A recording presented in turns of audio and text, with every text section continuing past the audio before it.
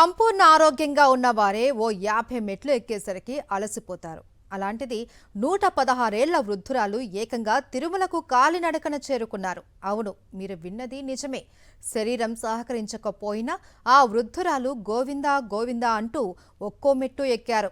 నడవడమే కష్టమైన పరిస్థితిలో ఏడుకొండల వాడిని కాలినడకన దర్శించుకోవాలి అన్న సంకల్పంతో కర్ణాటకకు చెందిన 116 ఏళ్ల వృద్ధురాలు కుటుంబ సభ్యుల సహాయంతో అలిపిరి మెట్లు ఎక్కారు. దీంతో ఆ వృద్ధురాలు వెళ్లే మార్గంలో ఒక్కో మెట్టు ఒక్కో నామస్మరణగా మారింది.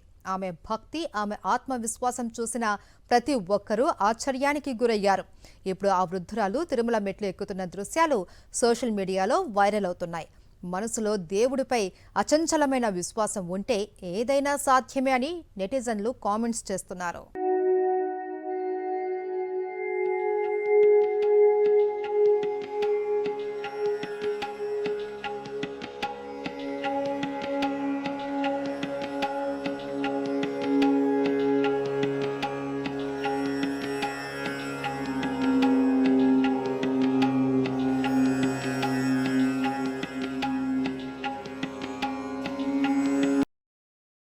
మరిన్ని అప్డేట్స్ కోసం ఛానల్ను సబ్స్క్రైబ్ చేయండి. నోటిఫికేషన్స్ కోసం బెల్ ఐకాన్ పై క్లిక్ చేయండి.